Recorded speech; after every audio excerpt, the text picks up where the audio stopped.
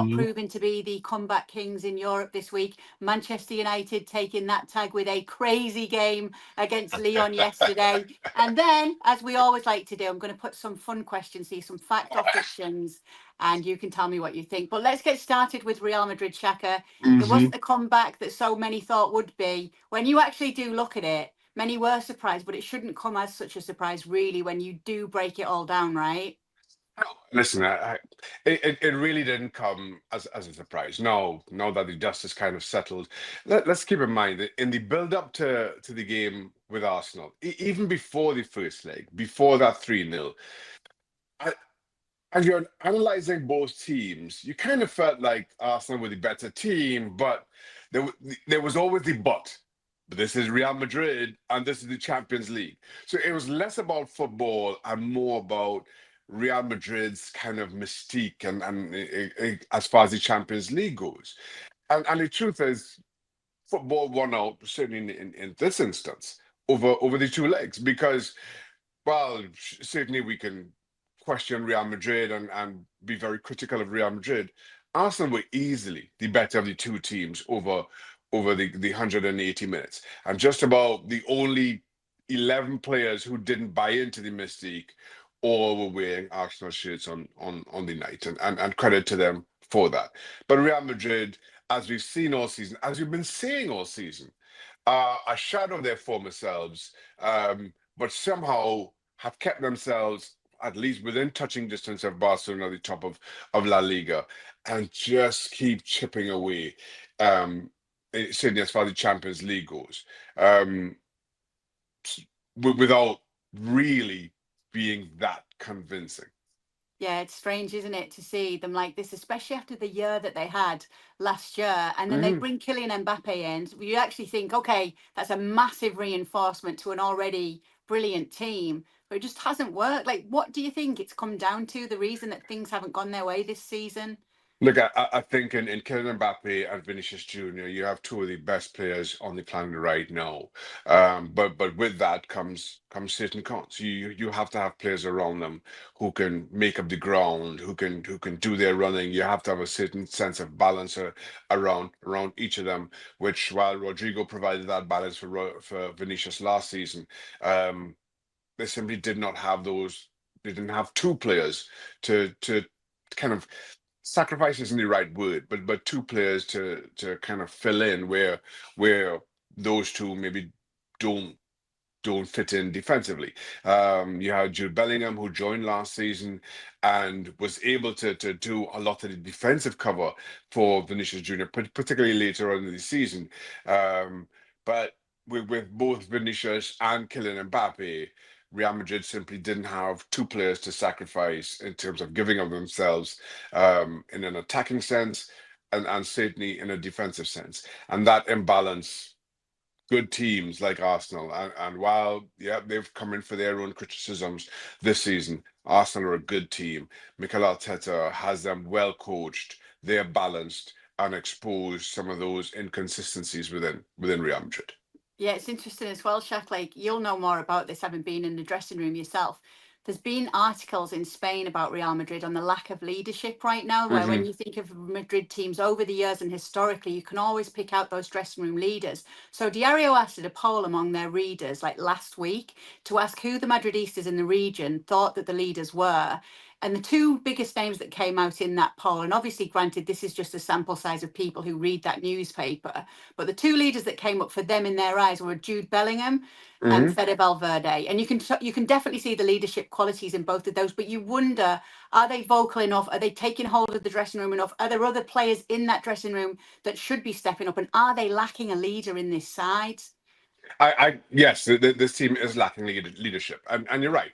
When you talk about leaders for Real Madrid, I immediately thought of Jude Bellingham, but this is Jude's second season and Yeah. still kind of understanding, figuring out the lay of the land. So you kind of sympathize if he hasn't risen to the level that's needed for this Real Madrid team. And Fede Valverde, as well. And while, yeah, I agree, can fill that leadership role. It's often difficult when you're a utility player like Freddy Valverde. Valverde, I cannot sing his praises highly enough. I love him as a player, but so often he's asked to fill in, to do a job. It's been right back over recent weeks when he's not a right back. He has played all over the park for Real Madrid because he's just one such a good footballer. But two, you just wonder if that takes away a little from his own presence, his own status and stature within that dressing room. So maybe that kind of plays against him. And while there's been a lot of talk about Toni Kroos and his retirement and how that impacted Sydney Real on the field, those kind of more senior players who've been there, done it, and won it, even if their presence, and even though Toni Kroos was in and out of the team at times, and granted he played a role in some of the bigger victories during the course of last season, you just wonder if kind of having that experience is also a miss with Toni Kroos. Maybe Luka Modric isn't, while he's been there, done it, and won it a number of times himself. Maybe he isn't that vocal leader, or on his way out. Maybe he just doesn't have that again kind of status and stature within the current Real Madrid dressing room. So you just wonder if some of those things, while we focus on the footballing side of it, of Toni Kroos leaving, you just wonder if certainly the leadership side has also had an impact. Let's talk about Kylian Mbappe and how you see the role he is playing, if he's fulfilling the role that he was brought in to play this season. And if not, what should it be going forward? What does he need to do? But it's tough because we questioned Kylian Mbappe's role before he joined. Once he's linked with Real Madrid, we questioned what his role would be.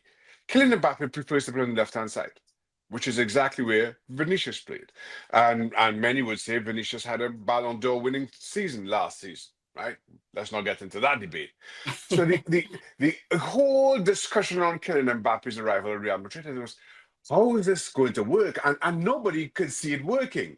But we all kind of fell back on Carlo Ancelotti and that faith in Carlo Ancelotti as being able to figure it out.